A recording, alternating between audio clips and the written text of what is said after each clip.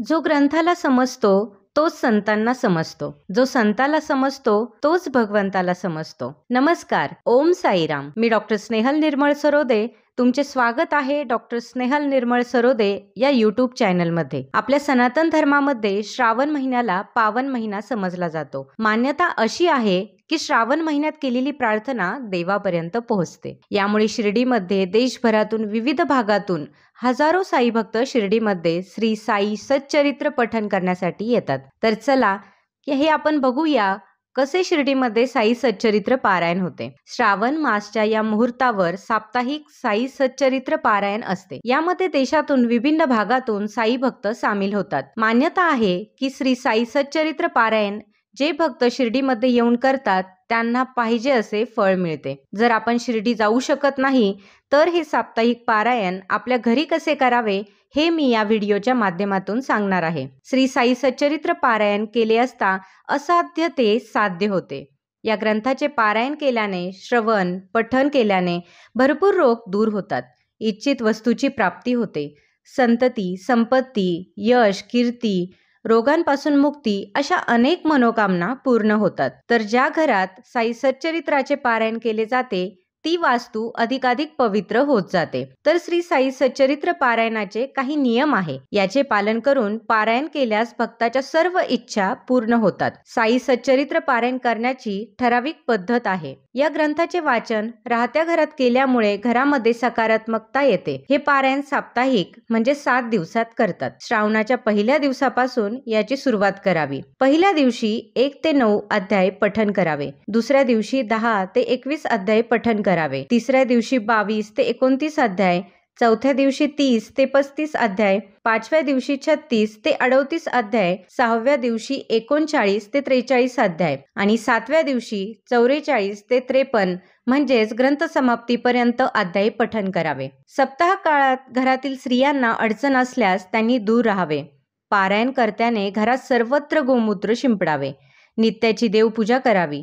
पारायणाला बसण्याची जागा स्वच्छ करून रांगोळी घालून 3 पाट किंवा आसने घालावी. 2 आसने समोरासमोर मांडावी व 1 आसन बाजूला घालावे. वाचन नेहमी एका लयीत, शांतपणे, स्पष्ट शब्दात करावे. उरकण्याच्या दृष्टीने घाई करू नये. उच्चार चुकवू नये. आपले चित्त हे अक्षरातून व्यक्त होणाऱ्या अर्थाकडे असावे. पारायणासाठी नेहमी पूर्वाभिमुख किंवा उत्तराभिमुख बसावे. आपल्या समोर चौरंगावर श्री साईबाबांची प्रतिमा ठेवावी. प्रतिमा नसल्यास मूर्ती किंवा सुपारी ठेवली तरी चालेल. साई प्रतिमेची हळदी कुंकू, अक्षदा, धूप, दीप, नैवेद्य दाखवून फुलांचा हार घालून पूजा करावी. त्यासमोर श्री साई सच्चरित्र ग्रंथाची पोथी मांडून तिचीही पूजा करावी. कलश स्थापन करून त्याचे पूजन करावे. तुपाचे निरंजन सतत तेवत ठेवावे. 7ही दिवस पारायणाची जागा एकच असावी. त्यामध्ये बदल होऊ देऊ नये. पारायण कशासाठी करत आहोत याचा उच्चार करून संकल्प सोडावा व पारायणास सुरुवात करावी. वाचन मोठ्यानेच करावे. मनात करू नये. घरातील इतरांनी ते श्रवण करावे. साई सच्चरित्रमधील एक शब्द हा अमृता समान आहे हे आवश्यक श्रवण करावे. या सप्ताह काळात ब्रह्मचर्याचे पालन करावे. मद्यपान, मांसाहार करू नये. पारायणाला बसताना 1 पाण्याचा ग्लास बाजूला भरून ठेवावा. वाचन करताना खोकला, उचकी यांसारखे काही व्यत्यय आल्यास पाणी प्यावे आणि आपले पारायण पूर्ण करावे. पारायण सुरू असताना मध्येच कुणाशी बोलू नका. मन एकाग्र असणे आवश्यक आहे. एकाग्र मनाने एकरूप व्हावे. मध्येच आसन सोडून उठून जाऊ नये.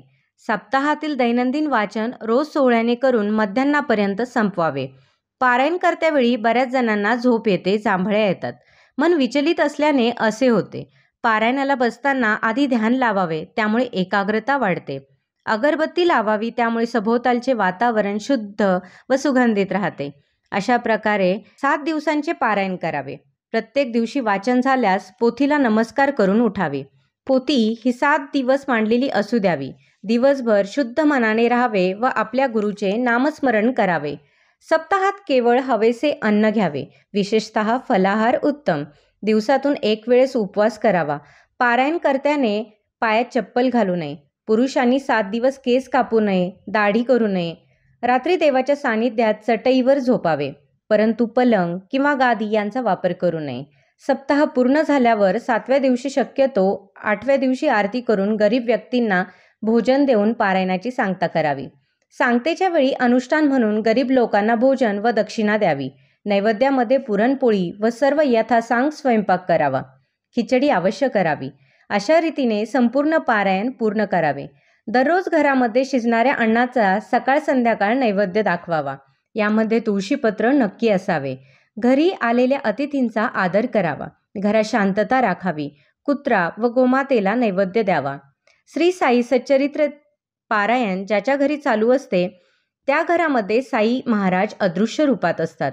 त्यामुळे पारायण पूर्ण श्रद्धायुक्त व भावभक्तीने करावे. तर आता आपण बघूया की साई सच्चरित्राच्या पठणाने होणारे लाभ. तर या पारायणाने आरोग्य, संपत्ती, पुत्रप्राप्ती, धन, ऐश्वर, सुखसमृद्धी, सर्व संकटांचे निवारण, भूतबाधा, करणी यांपासून मुक्तता, रोगांपासून सुटका होऊन सुदृढ आरोग्य लाभते. परमार्थिक गुरुकृपा, सद्गुरांची प्राप्ती, जीवनात शांती, अंतिम मोक्ष असे अनेक प्रकारचे लाभ होतात. तर अशा रीतीने श्री साई सच्चरित्र हा ग्रंथ आपल्यासाठी एक प्रकारची संजीवनी देणारा आहे. तर अशा या श्री साई सच्चरित्र या ग्रंथाच्या पारायणाने साई भक्तांचे सर्व प्रकारचे संपूर्ण मनोरथ पूर्ण व्हावे व त्यांच्या जीवनामध्ये सुख, शांती आणि समृद्धी याचा लाभ व्हावा ही श्री साईबाबा यांच्या चरणी प्रार्थना. मी हे पारायण करणार आहे. तुम्ही पण नक्की करा व श्री साईबाबा यांची प्रचिती नक्की अनुभवा व अनुभव आल्यावर नक्की कमेंट करून सांगा. अनंत कोटी ब्रह्मांड नायक राजाधिराज योगीराज परब्रह्म श्री सच्चिदानंद सद्गुरु साईनाथ महाराज की जय. धन्यवाद.